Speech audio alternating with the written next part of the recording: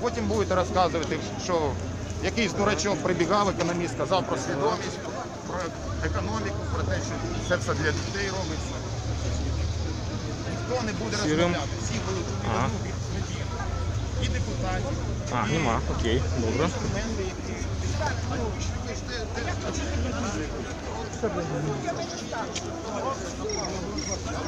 Старі знайомі. Дай мені номер телефону. Сьогодні ви вбили нашу країну, запам'ятайте це. Міша! Що, арестували його? Міша! Міша! Міша! Міша! Міша! Арестували його? Да, арестували. Поміняйте Що ви табличку. робите? Чи ви українці? Чи Підараси. це ФСБУ? Це СБУ, це ФСБ. Хлопці, хлопці. Шановний. Він має право тут стояти.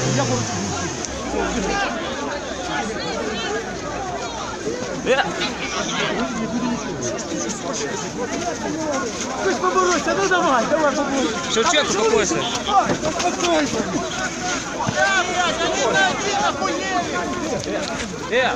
Что, охуел ты что? Дебил?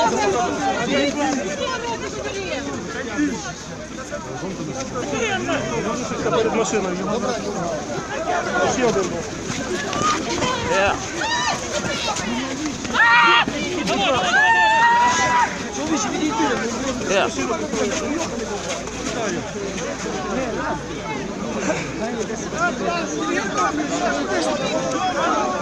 Хлопцы, вы дебилы реально.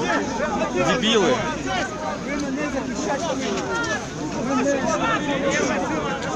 Вот такие. Ага. Вот это Порошенко, да ладно, люди. Халуи!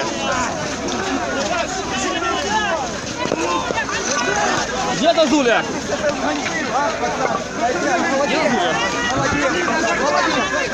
Заспокойтесь, будь ласка.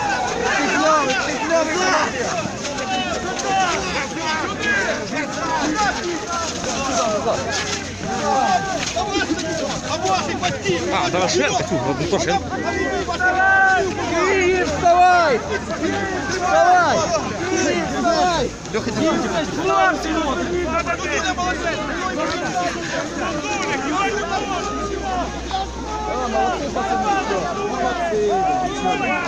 Ладно, дальше я снимать